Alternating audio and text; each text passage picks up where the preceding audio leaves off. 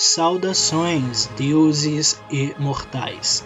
Sejam muito bem-vindos a mais um episódio de Wondernautas. Esta é uma das duas partes do tema A Arte para Além do Senso Comum.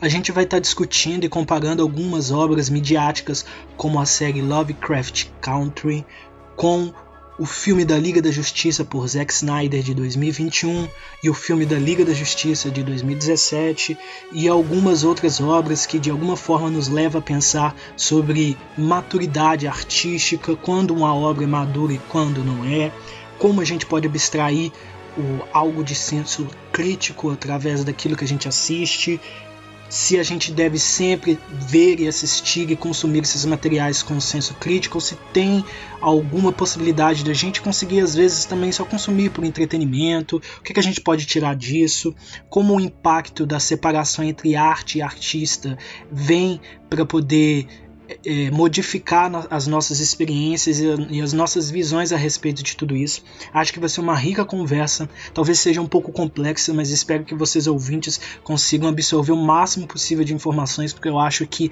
esse é um debate muito importante, principalmente quando a gente está falando de arte, de expressão, de mensagem, de comunicação, né? Tudo isso após a vinheta.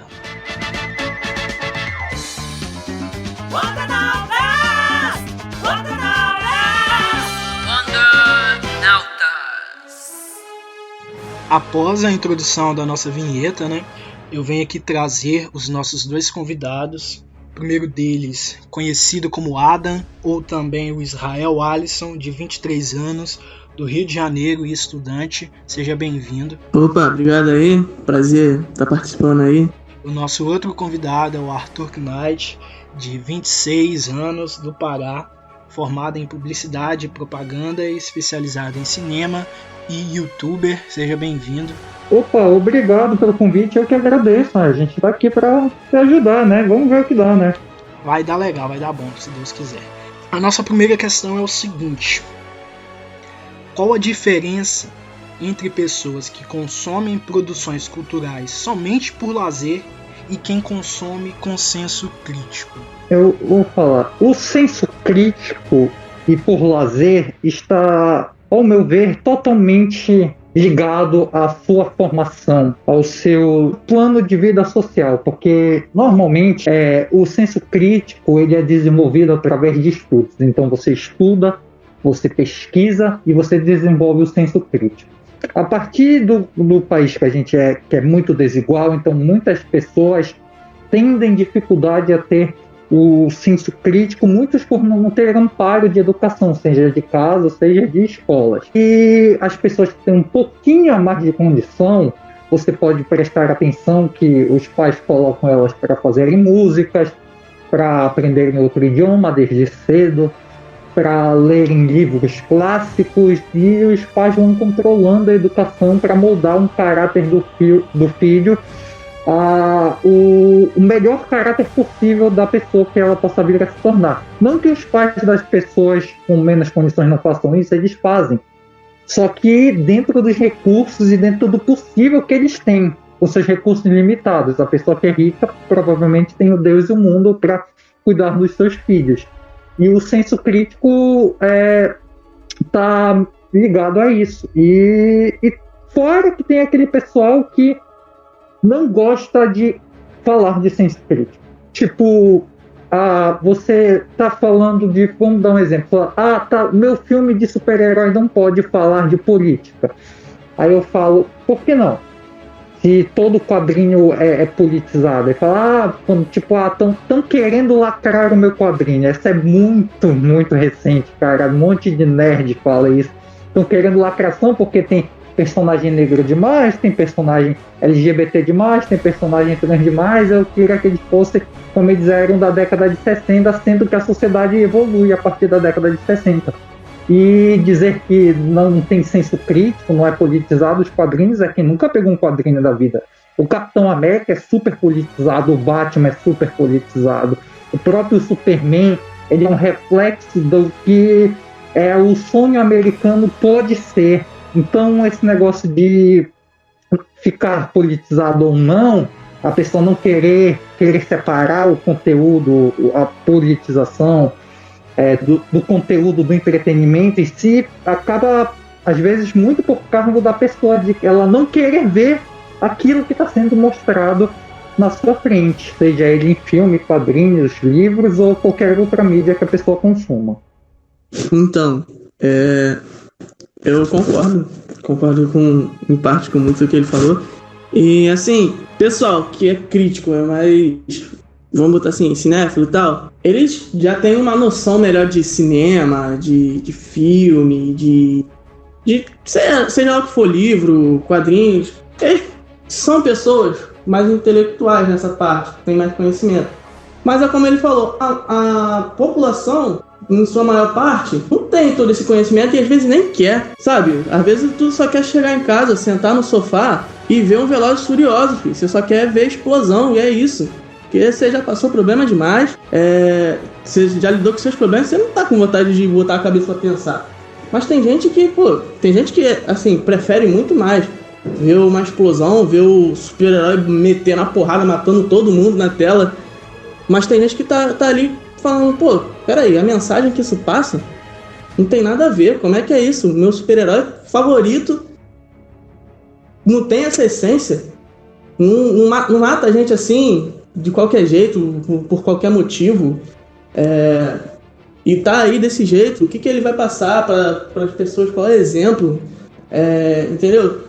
E é isso que eu acho, eu sou muito meio termo. Tem horas que a gente gosta, né, de ver a ação, um negócio bem mais superficial, bem mais raso, mas tem hora que a gente gosta de ver um negócio mais aprofundado. Às vezes, pra mim, é muito superficial o pessoal falar, não, porque o Snyder, ele é um visionário, que ele aprofundou isso, aprofundou aquilo. Tem gente falando, não é nada disso.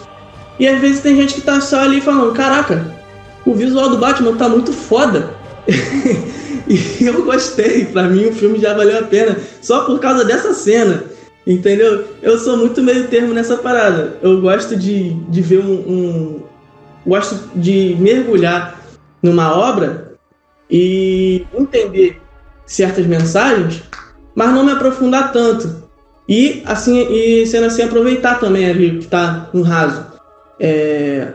Sendo os visuais e tudo mais. Inclusive, você falou uma coisa que eu acho que é muito importante, o Arthur também falou, e eu quero aqui ligar esses dois pontos. Porque assim, existe um ponto muito importante quando o Arthur fala sobre a questão do acesso à informação, acesso à educação de qualidade e como isso vai formando o senso crítico das pessoas. Porque não é sobre as pessoas serem burras, as pessoas serem ignorantes, não é esse o ponto. Mas é evidente que uma pessoa que ela tem acesso a uma educação muito mais apurada, que questiona, que leva ela a refletir, a criticar, essa pessoa ela vai estar mais preparada psicologicamente, espiritualmente, emocionalmente, profissionalmente para momentos da sua vida futura nos quais ela vai estar em choque com alguma coisa, sabe? Por exemplo, a política.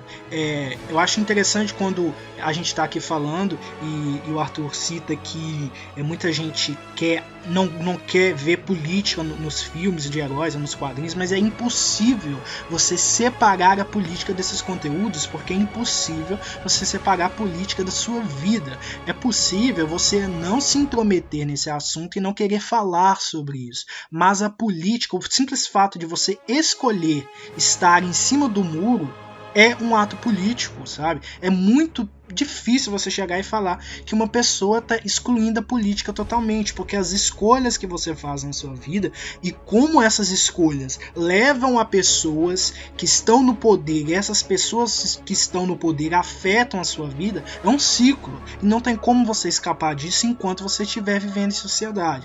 Então acho que é muito importante a gente pensar sobre isso, que o senso crítico, o conhecimento é uma arma poderosa, porque a falta dele pode se voltar contra você. Mas também é importante reforçar o que o Israel está falando sobre a questão de que muitas das vezes a gente não quer saber de problema, sabe?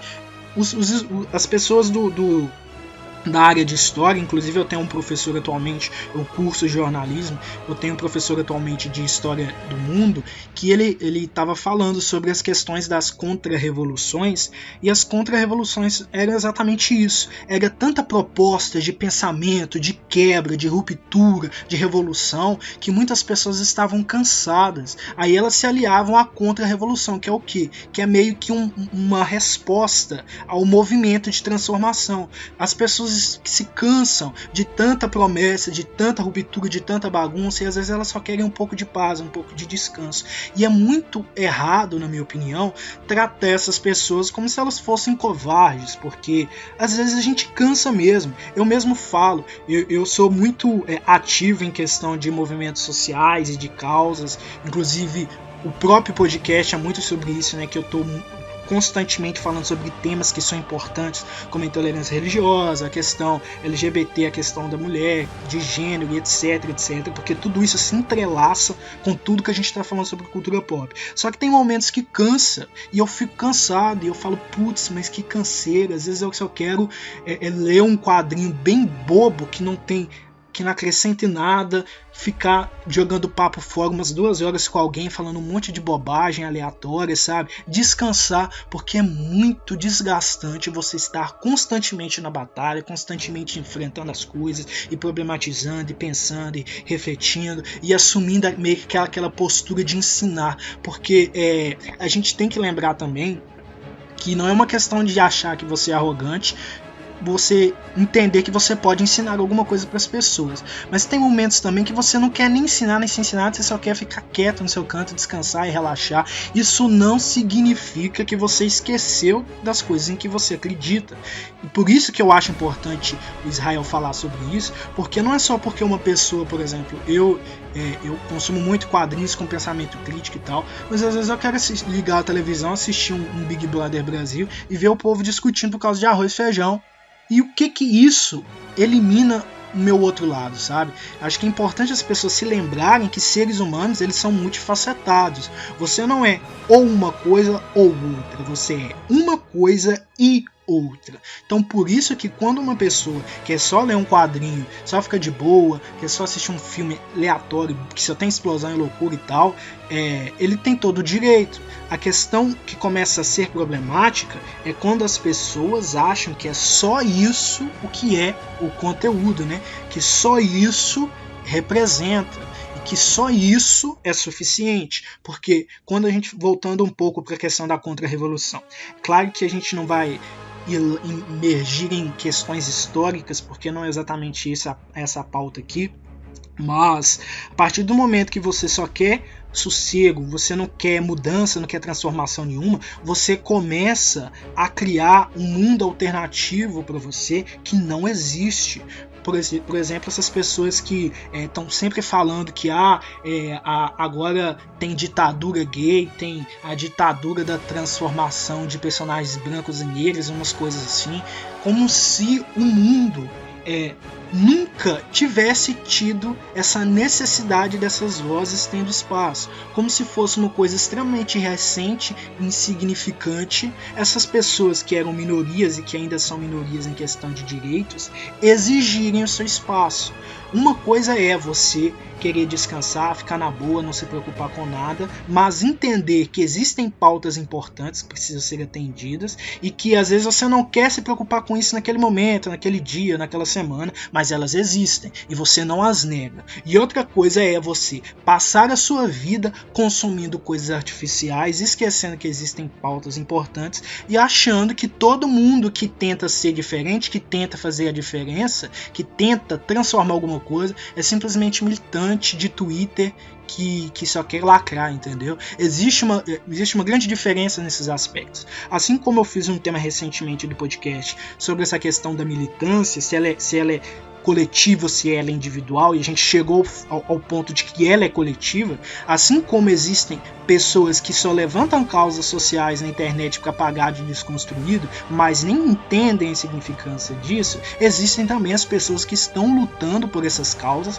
de forma verdadeira, porque é importante para elas ou para pessoas que elas consideram significativas para elas. Assim como existe essa diferença, existe também diferença entre aquela pessoa que quer momentaneamente só consumir coisas bobas e pequenas e não tem nada demais, e aquela pessoa que quer levar a vida dela dessa forma. Um exemplo que eu acho que é muito importante a gente levantar aqui é o que acontece no Amino. O Amino é um aplicativo de comunidades que ele já foi bem mais ativo do que hoje em dia. Algumas comunidades acabaram morrendo eventualmente porque o aplicativo tem uma falta de suporte, mas não é esse o assunto aqui. Ainda assim existem algumas coisas bem legais de se ver no Amino, de se conhecer pessoas que provavelmente a gente não conheceria daquela forma, né? Porque ali você pode criar conteúdo, você pode interagir com as pessoas nos chats e tal. Ainda é um ponto de encontro que eu acho interessante, mas com ressalvas. Uma dessas ressalvas é o que acontece com o RPG, por exemplo. O RPG que o pessoal faz no Amino, eles começam a cenar, interpretar personagens e aí eles fazem lutas ou fazem cenas de outras coisas, reproduzem quadrinhos ou filmes e etc. E eu acho como é interessante que existem, por exemplo, as pessoas que jogam RPG e elas também leem quadrinhos e conseguem falar de outras coisas com senso crítico, inclusive um conhecido meu e do Israel, que já passou aqui pelo podcast algumas vezes, o Daniel, ele consegue muito bem ser a pessoa que gosta de RPG, e ele assume isso, ele gosta, ele se diverte, mas também consegue ter um senso crítico em algumas outras coisas. E tem outras pessoas que passam horas só jogando RPG, não tem um aprofundamento naqueles personagens, e essa pessoa quer ditar regras sobre quem são esses personagens. E tem umas pessoas específicas dessa galera que são extremamente chatos, porque tudo para eles é um motivo para uma discussão extremamente longa. E aí, por exemplo, você discorda da pessoa porque a pessoa fala, sei lá, que o Superman é o ser onipotente de não sei o que, e não é o caso, né? Porque quem lê quadrinhos sabe quais são as limitações de qualquer super-herói e como ele se encaixa com outros e etc. E aí, se você simplesmente discorda, a pessoa emprega horas e horas para te atacar e para tentar destruir o seu argumento, simplesmente porque ela quer ganhar. Ela não quer aprender absolutamente nada, ela não quer tirar uma reflexão interessante disso, ela simplesmente quer ganhar, porque o interesse dela é isso. E aí eu vejo muitas pessoas assim dentro do Amino, e eu fico pensando, o que essas pessoas estão ganhando com isso? Porque elas vão consumir quadrinhos não para poder ler as histórias dos personagens ou aprender com elas, mas para poder ver cenas específicas de luta, tirar o scan, guardar no celular e usar de argumento para o RPG. O que essa pessoa está aprendendo com isso? O problema não é o RPG, o problema não é ela tirar o scan, o problema é como ela está utilizando essas ferramentas e como ela está levando a vida dela e como ela acha que as relações sociais devem ser, porque é um absurdo você encontrar alguém que não aceita de forma alguma que você aponte um dado que está nos quadrinhos, no sentido de, por exemplo, níveis de poder de personagens, e essa pessoa ela nem lê aquilo ou só pega os scans por causa de cenas de batalha e quer te refutar, quer atacar você mesmo quando você não tem esse interesse. Eu acho isso extremamente complicado, principalmente porque cria para essas pessoas, como eu estava citando anteriormente, um mundinho que só existe para elas, porque o mundo real não é assim. No mundo real, você não vai levantar a sua voz e chamar a pessoa de burra, de ignorante, disso e daquilo, porque ela discordou de você, sabe? No mundo real, você precisa ter respeito, você precisa ter educação, você precisa ter discernimento, entender que as suas experiências não são as experiências do outro e vice-versa, entender que nem sempre você está certo, entender que às vezes o outro está errado, mas ele precisa entender por que ele está errado. Existem várias coisas que não são resolvidas gritando e fazendo escândalo. Só que dentro do Amino e em outros caminhos também que a gente encontra pela internet, se vê muito esse tipo de pessoa que, sabe, cria umas coisas absurdas na cabeça delas. Um exemplo que eu vou dar, que me marcou muito, eu acho que eu nunca vou esquecer disso, foi quando eu estava vendo um vídeo no YouTube de um quadrinho da Liga da Justiça. Eu já tinha lido aquele quadrinho, eu queria ver as opiniões do cara que fez o vídeo e ver se eu tinha perdido alguma coisa. Geralmente, quando são grandes histórias assim, eu costumo procurar outras coisas para poder absorver mais, sabe, a respeito daquela história. E aí eu encontrei uma pessoa que estava falando uma coisa assim: agora a DC Comics se vendeu para lacração porque diminuiu o poder do Superman, que a Mulher Maravilha agora é a primeira heroína de não sei o que, e por causa da agenda feminista, a pauta feminista, e agora tiraram o Hal Jordan da Liga da Justiça para colocar o John Stewart só porque ele é negro e não sei o que. E aí vamos para as considerações. Essa pessoa claramente não lê quadrinhos. Primeiro porque o Hal Jordan, Lanterna Verde, o mais famoso Lanterna Verde, mais conhecido, mais querido, ele tá desde 2013, 2014, se não me engano até antes, sem ficar fixo na Liga da Justiça. Ele já saiu da Liga da Justiça já faz muito tempo. E muito antes do John Stewart voltar no lugar dele, dois outros personagens, a Jessica Cruz e o Simon Buzz, substituíram ele. Aí, que sentido faz a pessoa dizer que o Hal Jordan saiu da equipe por causa de representação negra? Tipo, mesmo que fosse, qual que é o problema? Essa questão, qual o problema de ter um homem negro na equipe que é tão foda quanto o Hal Jordan, se não for mais, né? Porque por mais que eu goste muito do Hal, ele tem uns momentos ali que é difícil de defender. O John Stewart também tem as suas falhas, mas por que você acha que eles estão em competição? Por que você acha que o fato do John Stewart entrar no lugar do Hal é uma questão de pauta negra, como se o personagem fosse simplesmente o negro, ele não é mais nada? Claramente essa pessoa não lê quadrinhos. Claramente essa pessoa nunca procurou saber sobre quantos anos o John Stewart esteve a serviço da Liga da Justiça, o quanto ele já foi foda, o quanto ele já aprendeu com seus erros e o quanto, inclusive, ele é até mais maduro do que o Hal. Agora, se você gosta mais de um ou de outro, é uma outra questão. Você chegar e falar que retiraram um personagem por causa de uma questão de pauta negra, só por isso, aí você tá assim, forçando a barra pra caramba. Aí a gente volta na questão da Mulher Maravilha, que é outro ponto, que ele falou que a DC tá com uma pauta feminista porque recentemente, não tão recentemente mais, deram um retcon e a Mulher Maravilha foi o grande super-herói para a humanidade, inspirou a Sociedade da Justiça e etc. E aí você pensa, a pessoa tá lá reclamando que a agenda feminista que não sei o que, e mesmo se fosse, daí? Você tá tão incomodado assim? Se você tá tão incomodado, você já está reforçando que a agenda, entre aspas, a agenda feminista tá falando. Porque qual que é o seu grande problema com a mulher ali? Mas enfim, por que isso é tão patético? Porque a Mulher Maravilha é tão importante quanto o Superman nos quadrinhos. Se você tivesse falando de uma troca de um Superman para, sei lá, Caçadora, Helena Bertinelli, que é uma personagem que as pessoas podem gostar, mas ela claramente não tem tanta importância assim quanto outros personagens, aí sim eu entenderia a revolta dessa pessoa. Mas quando você fala de uma personagem feminina que foi assim um marco na história dos quadrinhos, que revolucionou, que inspirou a criação de outras personagens femininas, que fez um movimento feminista inteiro bater na porta da DC e forçar ela a desfazer uma escolha grotesca que eles tinham feito com a Mulher Maravilha, uma personagem que desde os anos 40 nunca foi cancelada, manteve na grande maioria dos momentos boas vendas ao nível de estar entre os outros grandes personagens ali.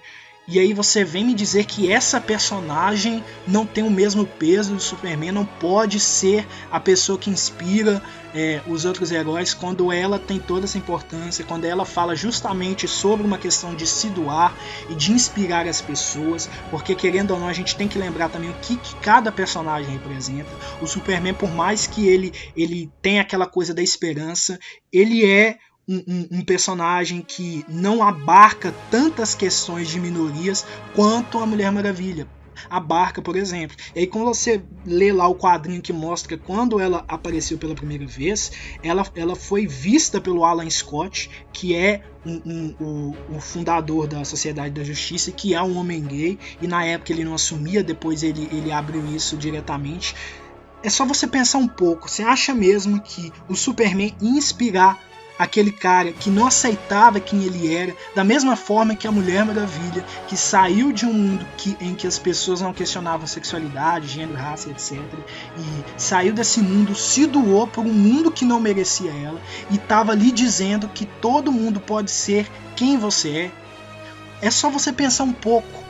Não é uma questão de competição, quem é o melhor personagem, o Superman ou a Mulher Maravilha. É só você entender que existem coisas que o Superman não fala, que a Mulher Maravilha vai falar, e vice-versa. Porque quando você fala, por exemplo, da questão de ser um estrangeiro, no sentido de você ter sido abraçado por um mundo diferente, você ter medo de não ser como eles e ao mesmo tempo querer ser como eles, querer protegê-los, doar sua vida, isso é mais sobre o Superman, porque por mais que a Mulher Maravilha se doe e tente estar ao lado da humanidade e amá-los, ela viveu muito tempo em um mundo que é totalmente diferente. Então, por mais que ela ame os seres humanos, ela ainda não entende certas coisinhas, certos detalhes da vida humana em si, porque ela tem uma herança divina, tem várias questões. Então, ela acaba sendo um pouco deslocada nesse sentido, de uma certa malícia, um certo tato em questões humanas, em questões em minúcias, em coisas pequenas,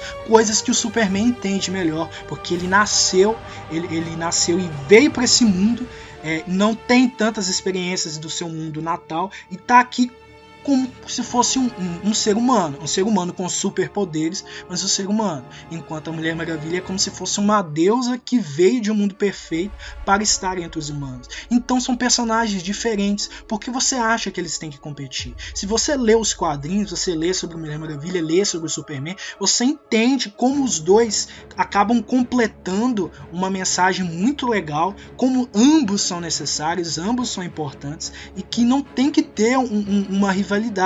E quando você tira o Superman no sentido de inspiração para colocar a Mulher Maravilha, você não está diminuindo aquela mensagem, você está levando essa mensagem para outros grupos, para mulheres, para pessoas LGBTs, para pessoas que sentem alguma falta de uma inspiração que toque nesses detalhes, sabe? E ainda assim a Mulher Maravilha não vai conseguir falar sobre tudo, porque é impossível você chegar e falar para mim que uma mulher branca, caucasiana, como a Mulher Maravilha é, que tem os seus privilégios e ela sabe que ela tem porque ela é uma princesa, chegar e dizer que essa personagem está falando diretamente e perfeitamente com pessoas negras que apanham de policial na rua, que saem com medo de ser confundido com bandido, você já está exagerando um pouquinho, porque aí já é uma pauta, um assunto que uma personagem como ela, por mais que ela diga que todos devemos ser quem somos, ela não vai tocar tão bem quanto uma Vixen vai tocar, quanto o Jon Stewart vai tocar,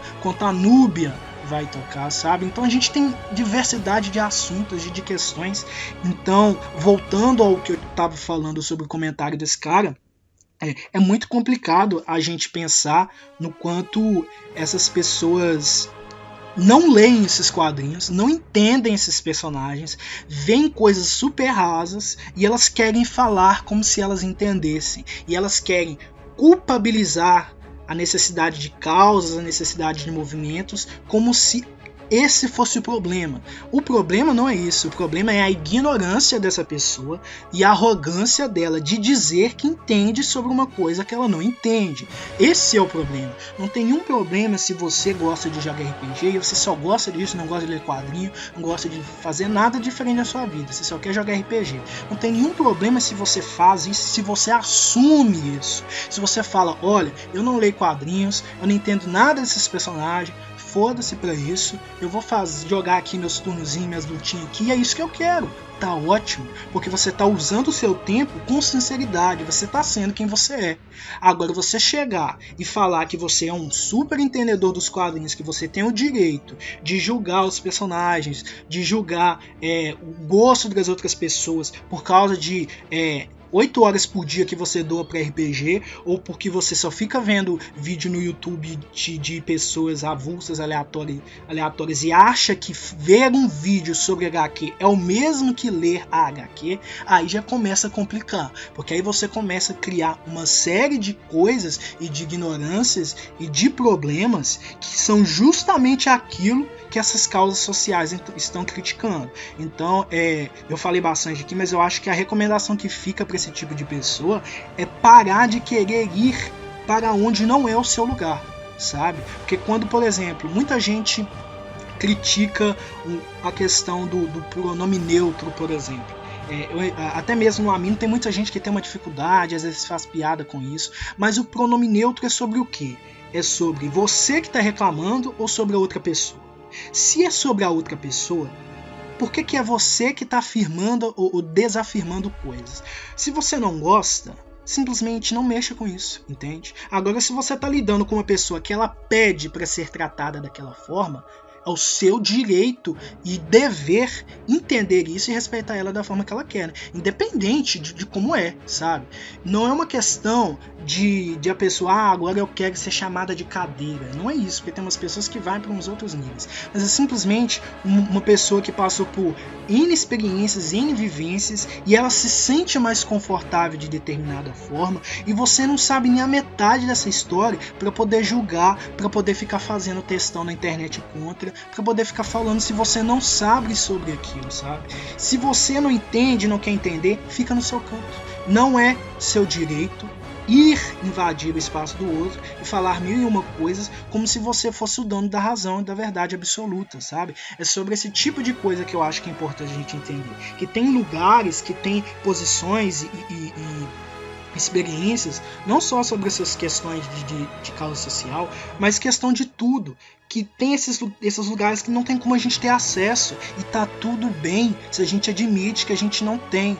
Por exemplo, se tá lá duas pessoas discutindo sobre uma questão psicológica, e são duas pessoas que entendem sobre o assunto, e você gosta muito de psicologia, mas você não é estudado, você não é formado, você não tem nenhuma pesquisa sobre isso, você não tem nenhuma dedicação específica e profissional a respeito disso, quem é você para poder determinar alguma coisa para aquelas pessoas ali, sabe? Então é a mesma coisa quando você está falando de causas sociais. Se você está vendo uma mulher falando sobre assédio, sobre violência doméstica, sobre as experiências que ela passou, e você sendo um homem privilegiado, porque todos nós temos algum nível de privilégio, que direito e que posição e como você pode determinar o que é e o que não é para aquela mulher, se aquelas experiências são dela? A única forma de você aprender é ouvir e tentar entender, mas você nunca vai estar no mesmo lugar daquela pessoa. Assim como a gente está aqui falando de senso crítico, de conhecimento, de aprendizado, a única forma de você ter conhecimento sobre qualquer área, sobre quadrinhos, ou sobre cinema, sobre psicologia, sobre ciências sociais, a única forma de você ter esse conhecimento não é vendo um vídeo no YouTube de 5 minutos sobre isso, é você estudando, se doando, entendendo, e ao invés de ficar apontando o dedo falando isso aqui, você ter a paciência para ouvir com calma e tentar entender aquilo. É só assim que a gente evolui, é só assim que a gente aprende, e mais importante do que isso, é só assim que a gente entende que todos nós temos limitações e que a gente precisa ter humildade na nossa vida, porque não importa quanto conhecimento você já tem absorvido também, quanto você já fez na sua vida, isso não te dá o direito de pisar nas pessoas ou de se achar dono da verdade ou achar que você sabe sobre tudo. Acho que esse é um grande problema hoje em dia entre as pessoas, porque tanto as que têm não tem acesso direto ao conhecimento, não tem construído uma história, quanto aquelas pessoas que têm, elas acham que tudo que elas já têm já é suficiente, sabe? Eu digo isso sobre essas pessoas que eu citei do RPG, eu digo isso sobre pessoas de um intelectualismo cultural exacerbado, eu digo isso sobre pessoas que só sabem ficar enchendo a paciência, criando panfletagem na internet, mas não vivem essa coisa na prática, sabe? Eu digo isso sobre todas essas pessoas que se enchem de arrogância e acham que elas já aprenderam o suficiente. Se elas aprenderem mais é acréscimo, é escolha, mas que elas já são fodonas demais para aprender mais alguma coisa. Enfim, eu já falei bastante, mas vamos seguindo para a próxima questão. Se vocês quiserem comentar alguma outra coisa sobre o que eu falei, vocês estão em total liberdade também, né? Porque não é só para eu falar aqui. Mas a segunda questão é sobre o seguinte: como consumidor desses produtos, teve qual tipo de jornada de crescimento pessoal com essas produções culturais, com essas experiências artísticas e etc. Sobre antes, eu não tenho mais nada a acrescentar, você deixou muito bem colocado. Cara, a minha jornada, eu sempre me amarrei mesmo, estou declarado, assim, gosto muito do gênero de super-heróis. Fui criado à base de desenho do SBT, Liga da Justiça, X-Men Evolution, Super Choque, Batman do Futuro. Irmão, e assim foi. Eu lembro da vez, onde que eu tava, primeira vez que eu assisti Homem de Ferro, em 2008, lá tava na casa de um conhecido do meu pai. E ali eu gostei muito, cara. Foi algo que me atrai. Eu acho que, pra minha vida, o que eu quero é trabalhar com esse mundo de super-heróis, né? E, assim, só que, como você falou, Raul, eu sempre tive ali muito raso, poderes e tal. Muitas das vezes eu não ligava muito para as mensagens que os super-heróis passavam. Até discuti muito com os meus colegas que são mais cinéfilos assim, porque às vezes eu achava um filme muito da hora. E chegava pra falar com eles e eles falavam, não, o filme é uma bosta. E eu ficava, caraca, mano, qual o teu problema, cara? Olha o filme, cara, olha o visual do personagem, olha os poderes, olha essa cena aqui, cara. E aí eles começavam a me dar outra perspectiva, né? Cara, mas olha a direção. Mas você parou pra pensar que esse acontecimento aqui gerou isso aqui? Pô, isso é totalmente desconexo, cara. O cara, às vezes o visual tá maneiro, mas não trouxeram a essência do personagem, não tá passando a mensagem que esse personagem deveria passar. E aí, eu tô olhando mais pra isso agora, um pouco, né? A minha opinião sobre o filme do Zack Snyder, eu achei que o filme é uma bosta. O filme não é isso tudo que falam, não tá nem perto. Eu achei que tá bem melhor do que o de 2017, porque ele tá completo. E que, assim, agora eu me perdi no raciocínio. Mas eu gostei de muitas cenas, eu ainda tô nessa. Eu amei a cena do Flash voltando no tempo, eu gostei dos combates, as cenas de luta são muito boas e tudo mais. E o Lobo da Steppe, o visual dele, na minha concepção, tá meio estranho, mas as cenas de luta foram muito boas. Mas é aquilo, tem uns arcos meio quebrados, né? E é isso, mano, eu tô evoluindo mais pra essa parte.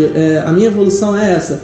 Eu tô saindo do modo raso pra me aprofundar mais, pra estudar mais os personagens.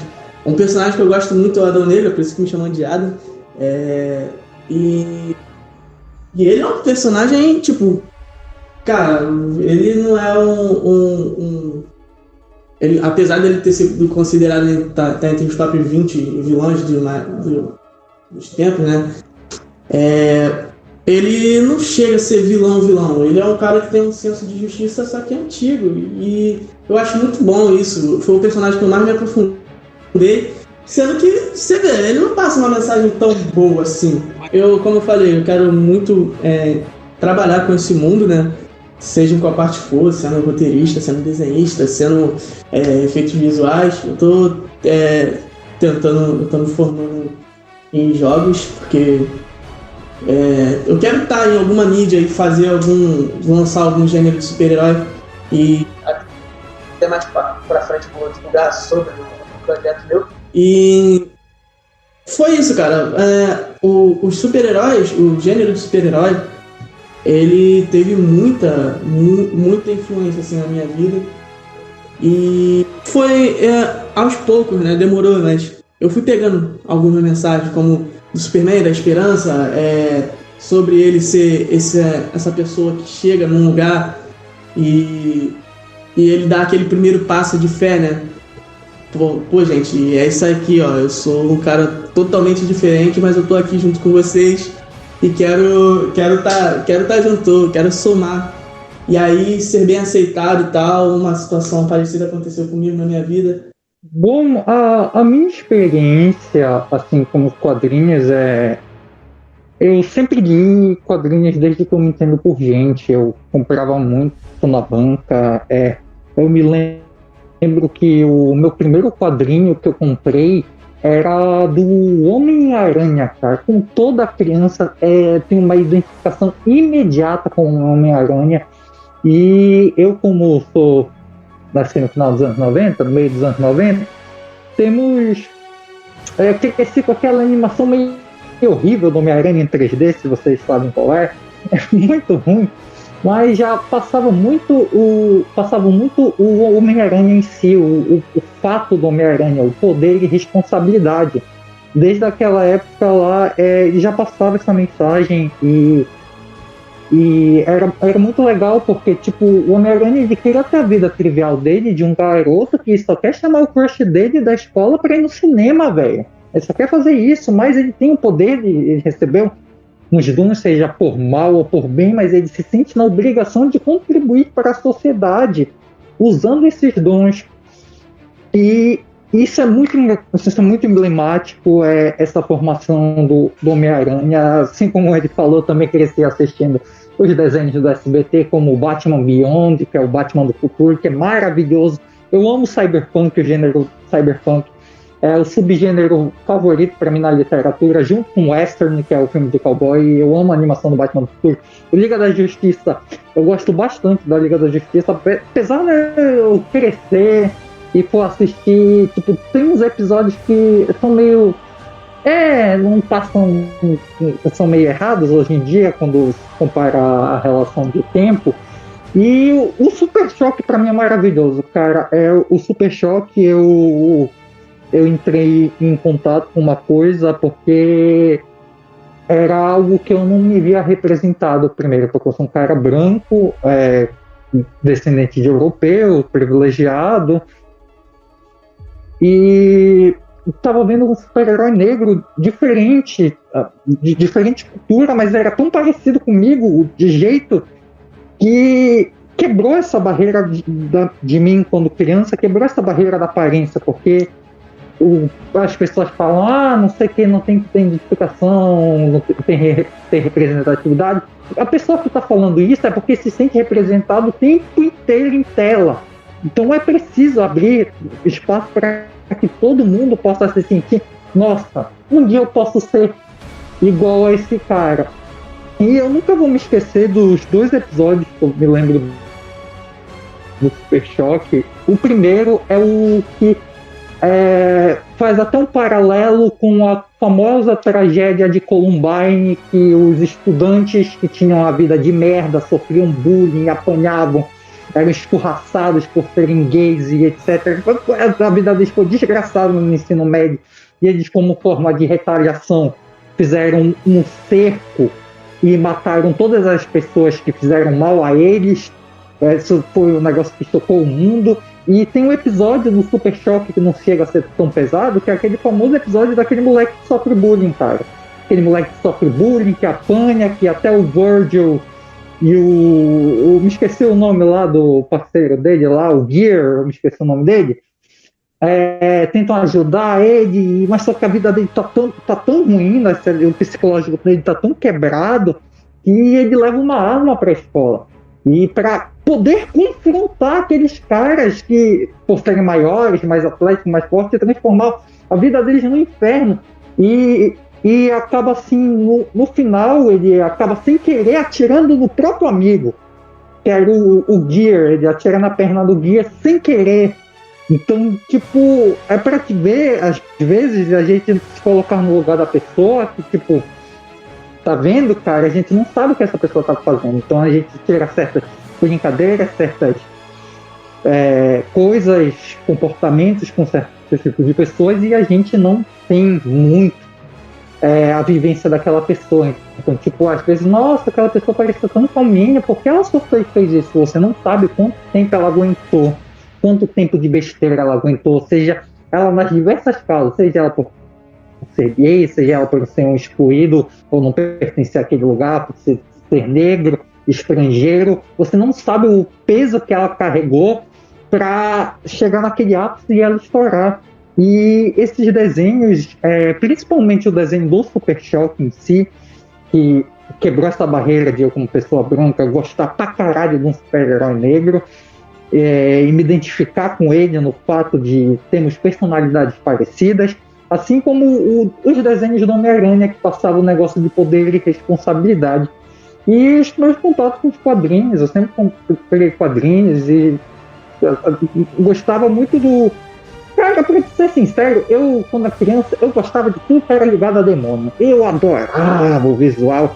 Então, tipo, velho, o Motoqueiro Fantasma, o Blade, o Demolidor, pra mim, nossa, eu amava o Blade, que é vampiro, eu acho que eu sou um vampiro até hoje. Eu amo o Blade, o Motoqueiro Fantasma, que fez um pacto com o diabo, o Demolidor, que tem toda uma história por trás do uniforme que eu não sabia. Eu só fui ter esse contato depois, quando eu tinha 18 anos, aí eu fui ler o que o Frank Miller fez, aí falei, então é por isso que ele usa esse uniforme de demônio, não é que tá ali por estética. Então a gente vai criando o senso crítico conforme a gente vai aprendendo e adquirindo idade. Mas outra coisa que a idade traz com você pode trazer duas coisas, que é você acumular conhecimento conforme a idade, você vai se tornando uma pessoa sábia a cada vez mais dias, se você quiser. Ou você pode ficar estagnado no tempo e ser uma pessoa retrógrada e continuar acreditando que nos meus tempos, na minha época, quando eu era criança, não tinha essa parada de ficar mexendo no celular, como se como a sua infância desvalidasse a infância do outro. E essa parada tipo, estão acabando com o meu quadrinho, estão acabando com o meu negócio que eu vi lá na década de 90, início dos anos 2000, estão descaracterizando, porque eles estão com uma nova roupagem para uma nova geração de crianças que precisam dessa mensagem só porque não tem o visual que tinha naquela época, porque são contextos totalmente diferentes. Não significa que você pode desvalidar. Uma coisa que eu vou falar é que isso fica muito exemplificado no desenho dos Jovens Titãs.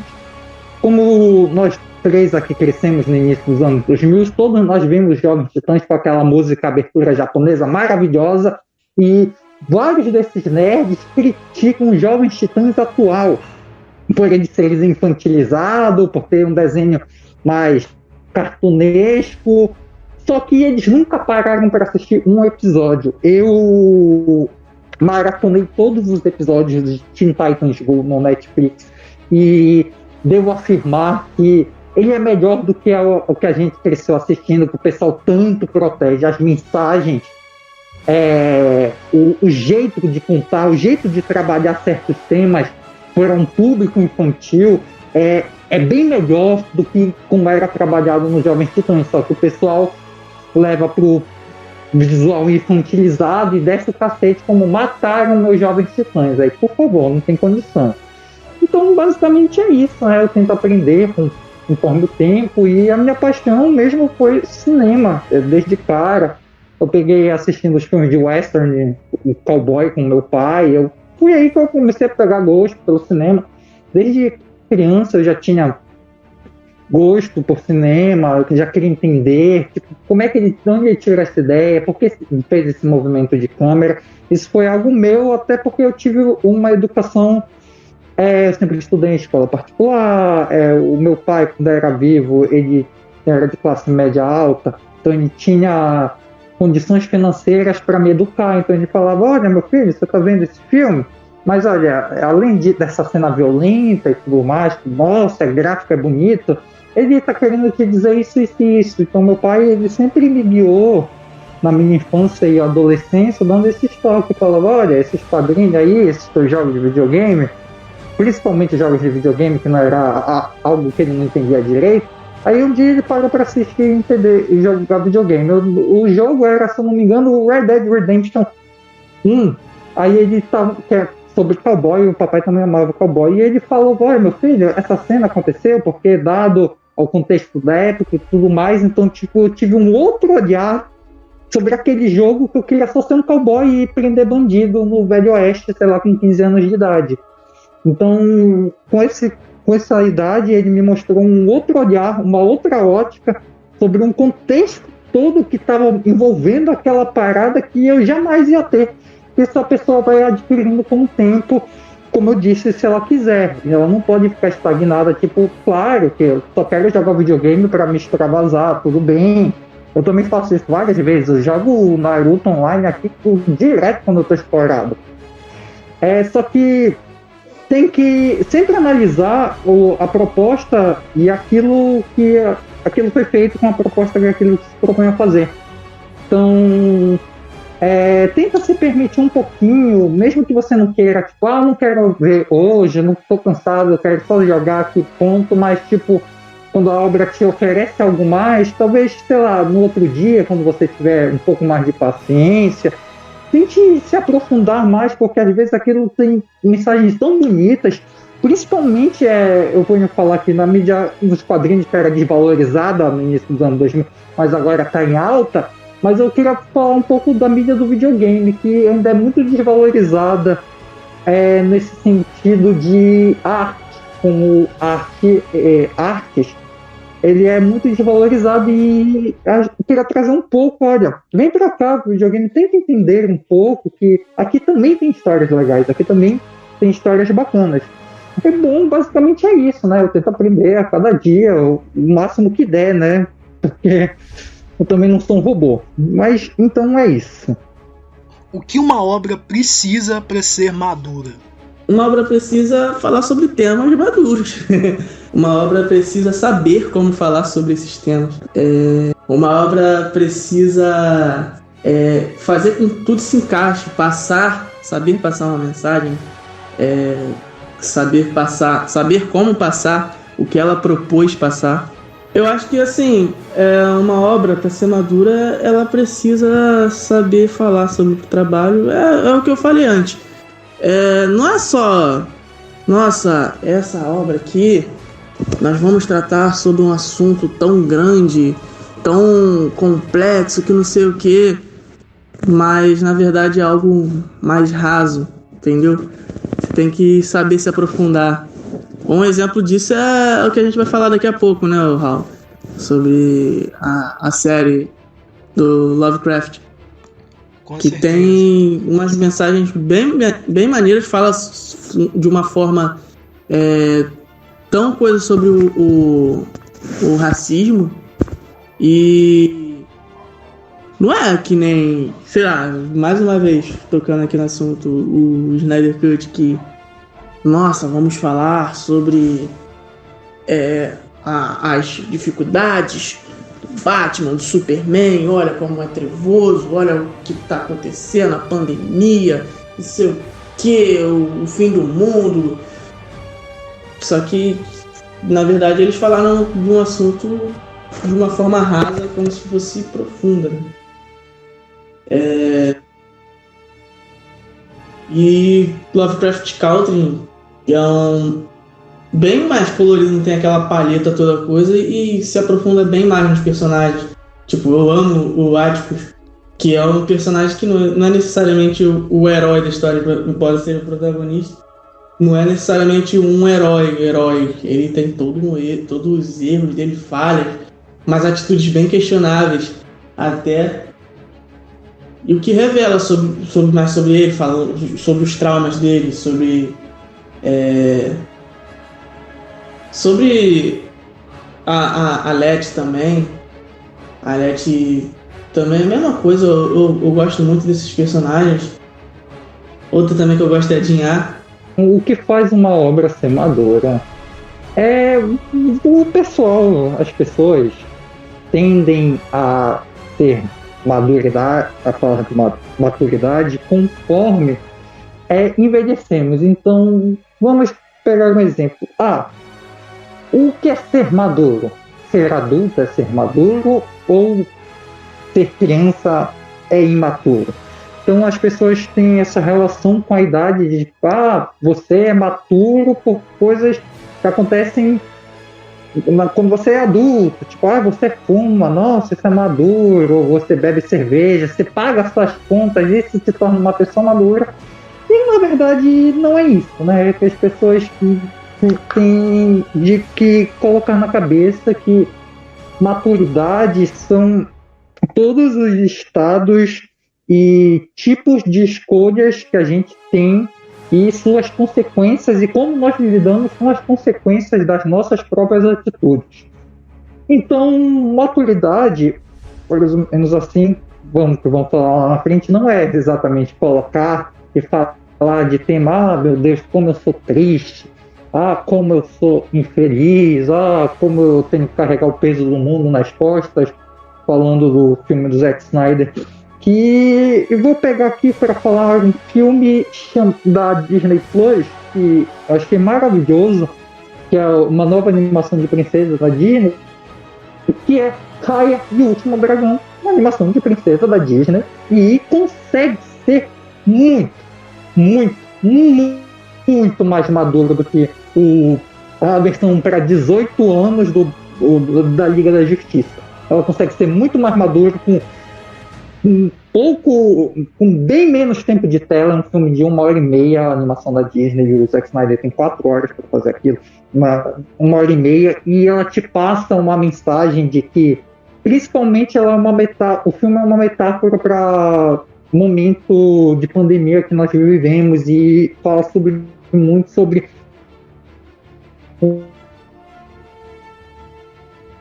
união e mostrando, cada um tem a sua forma de pensar diferente, não invalida o outro, de tipo, uma informação que você tem, um pensamento que você tem, só porque outra pessoa tem uma perspectiva diferente, não me faz melhor ou pior, ou não necessariamente me transforma em inimigos, que a gente é essa pluralidade de coisas, de culturas, de vivências, e que só juntos a gente vai passar por um período difícil. Essa mensagem é belíssima. O final de Raya e o Último Dragão, eu achei maravilhoso. Eu cheguei a lagrimar no final de Raya e o Último Dragão. Inclusive, eu fiz a crítica aqui no meu canal, Evil Lord Show, se vocês puderem dar uma olhada lá. Show, né? Eu fiz porque, nossa, velho, realmente é maravilhoso. Então, não é o que você trabalha que te faz maduro, é a forma como você trabalha. Você pode ser maduro falando de águas caindo da cascata da cachoeira, pode ser muito mais maduro do que um filme falando sobre isso, do que um filme falando sobre drogas e abusos alcoólicos de forma em geral. O que torna é a maneira como você fala, a maneira como é construído, os argumentos que você tem e que você constrói para fazer isso de uma história coesa. Não importa o assunto que você queira falar, você pode falar, sei lá, de brincadeira de criança, de que esconde. Isso não te faz menos maduro só porque você gosta, sei lá, de brincar de pique-esconde, ou sei lá, de jogar futebol, pebolim, ping-pong, sei lá, qualquer adjetivo não te faz menos maduro do que uma pessoa que, sei lá, trabalha e paga suas contas e se sente nessa obrigatoriedade de se sentir acima, um intelectual e tudo mais, por ter lido outras coisas. Na verdade, é sempre a forma como você aborda essas questões, nunca as questões em si, porque todas as questões podem ser abordadas da melhor maneira possível para fazer com que a mensagem, com que aquilo que a pessoa está querendo transmitir, com aquilo que a obra, seja ela qual for, está querendo transmitir, seja ela a música, seja ela no cinema, seja ela em quadrinhos, livros ou videogames ou qualquer outro tipo de mídia. Você estava falando, o filme, não só Raya, né? Quase todos os filmes da Pixar, quase não, pode botar todos aí. O menos coisa assim que eu achei foi Toy Story 3, Toy Story 4, na verdade, né? Mas todos eles tem uma maturidade para falar dos assuntos. Você viu, antes desse sair esse Raya, teve o Soul. Você chegou a ver esse filme? Maravilhoso, maravilhoso. Ele torna o seu papel, ele é muito niilista de qual é o seu papel no mundo, e talvez as pessoas com que você olha de certa maneira julgar, tipo aquele personagem lá, que é aquele meio maluco, que é considerado um para da sociedade, ele talvez é a pessoa mais espirituosa possível daquela história. Então ele mostra muito que as aparências enganam e que não devemos julgar o livro pela capa, e todo o seu lugar, de qual é o seu lugar no mundo, o seu sentimento de pertencimento, que todo mundo quer se sentir parte de alguma coisa. É muito bom esse filme. Eles conseguem falar do pós-vida sem ferir nenhuma religião nem nada, cara. Isso aí é um jeito, assim, perfeito de se falar sobre uma coisa. Tipo, você vê águas caindo da cachoeira, os sentimentos têm sentimentos, os brinquedos têm sentimentos. E eles contam histórias que tocam a gente de uma forma, marcam gerações, passam mensagens lindas e tipo, é um assunto totalmente voltado para crianças, mas que serve para todos os públicos. Isso daí é uma forma muito madura de se contar uma história. Sim, concordo bastante. Mas para a gente avançar para a próxima questão, senão a gente fica aqui muito tempo, vocês tinham citado o Lovecraft Country, que eu falei que era uma série que a gente ia pincelar um pouquinho agora na conversa. E aí, antes da gente partir para a próxima questão, eu quero reforçar por que essa série tem muito a ver com o que a gente está falando aqui. Lovecraft é um cara que ele escreveu contos de horror e o Arthur leu as produções dele, ele vai poder falar com muito mais propriedade do que eu. Só que essas histórias, apesar de criarem um mundo muito fantástico e muito gigantesco, genial, existia uma falta de personagens, até onde eu sei, pelas pesquisas que eu fiz, de personagens diversos ali dentro, porque geralmente quem conduzia a narrativa era um homem branco, que tinha uma coisa um pouco erudita, como se fosse uma coisa assim, sabe? Não erudita no sentido de consumo de obras clássicas da pessoa em si, mas de uma coisa como se fosse uma pessoa no auge da perfeição, no sentido de perfeição de exemplo, sabe? De ser a pessoa a ser exemplo, se a pessoa ser idealizada, etc. E aí muita gente aponta as questões misóginas, racistas, xenofóbicas dentro das obras do cara.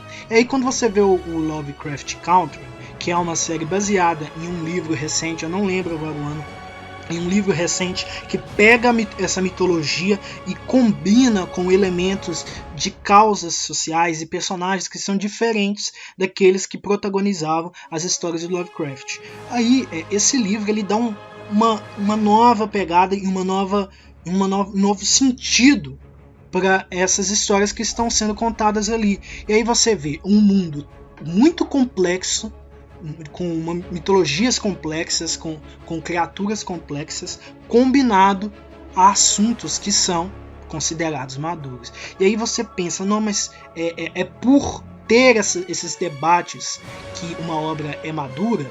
Aí tem pessoas e pessoas, né, que pensam que sim, que pensam que não. Eu acredito da seguinte maneira. Acredito que não é o filtro preto e branco, não é um filme ser escuro como Batman Superman, por exemplo, e ficar o tempo todo falando sobre perda que faz uma história ser madura. Mas as consequências daquilo deve ser medido, algo que o Arthur citou e que eu acho que, por exemplo, falta no filme do Zack Snyder agora de 2021.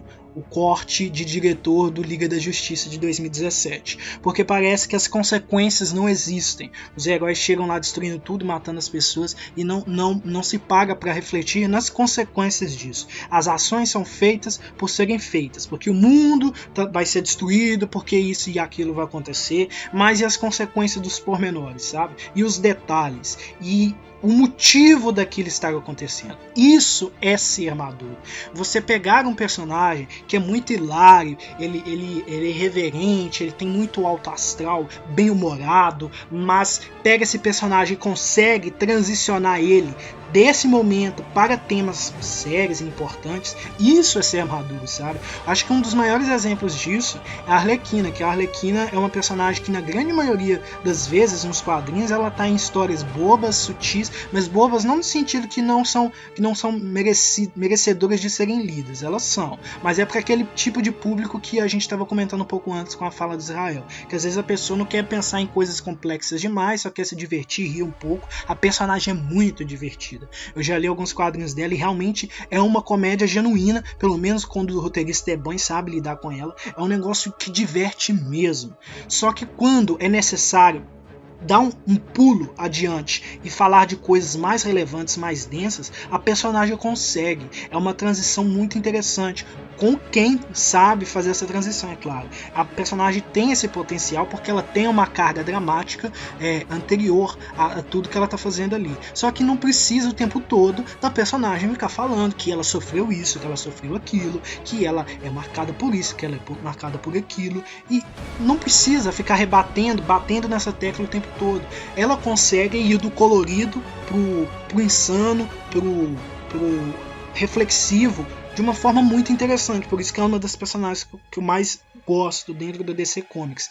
E aí, a gente voltando para o que a gente está falando do Lovecraft, a gente vê ao longo da série ali, eu ainda não terminei os episódios, mas a gente vê, pelo menos nos primeiros episódios ali, como se transiciona muito da questão de que as pessoas negras, apesar de toda a perseguição social, elas têm a vida delas, elas têm as relações delas, elas têm apreço por música, elas têm apreço por histórias, elas têm apreço por arte, por viver, elas têm sonhos. E por isso um dos personagens principais, por exemplo, consome os livros do Lovecraft. O pai dele não gostava disso, até onde eu entendi, justamente porque o Lovecraft tinha uma escrita bem problemática e bem questionável. Por outro lado, o filho dele, ele consegue separar as duas coisas. Ele pensa, tipo assim, ele escrevia umas coisas meio problemáticas, mas tem um negócio legal aqui e que pode ser usado, sabe? Pode te levar a algum lugar.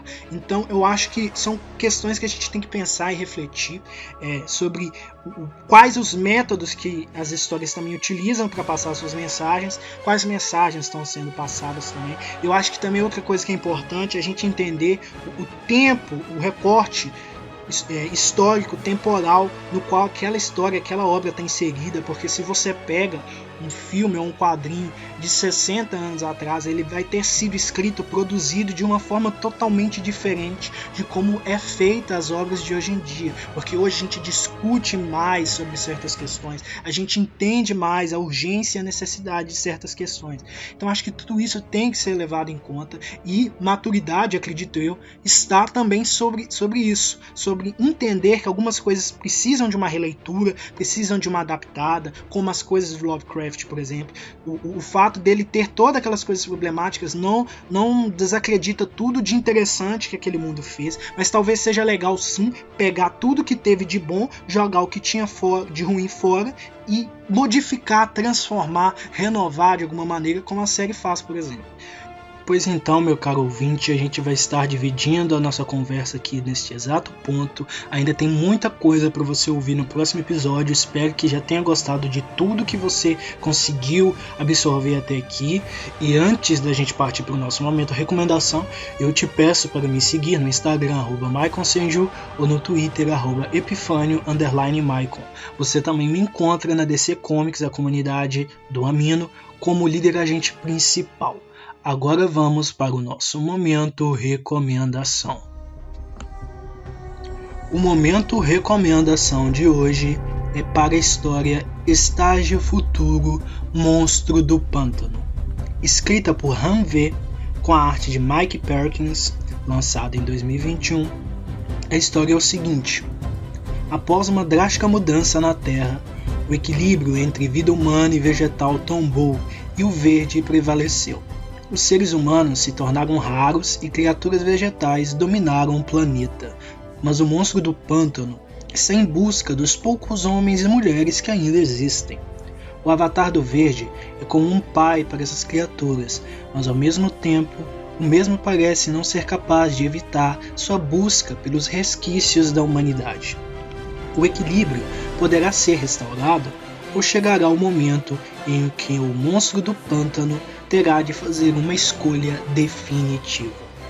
Eu acho essa história extremamente interessante pela perspectiva que ela traz, no qual a gente inverte os parâmetros, né? Não é mais a vida vegetal que está sendo utilizada e consumida para que a vida do ser humano exista e prevaleça.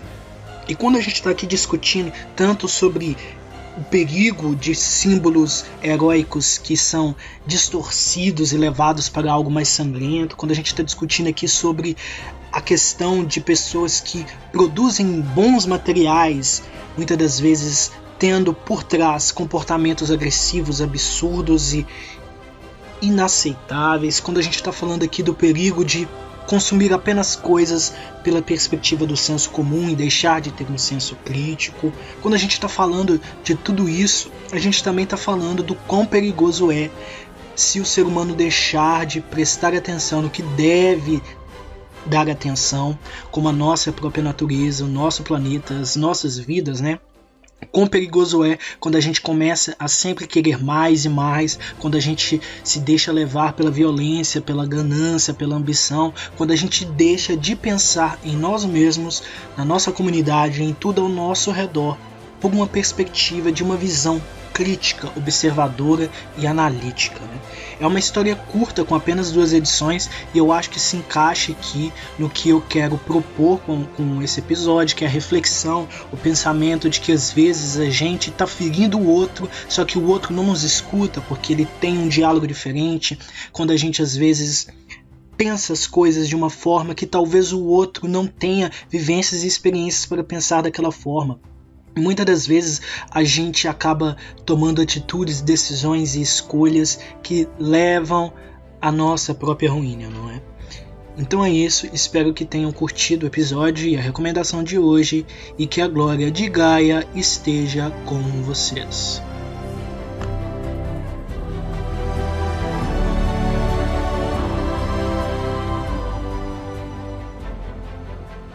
Essa produção é do Lab SG, onde você vem aprender.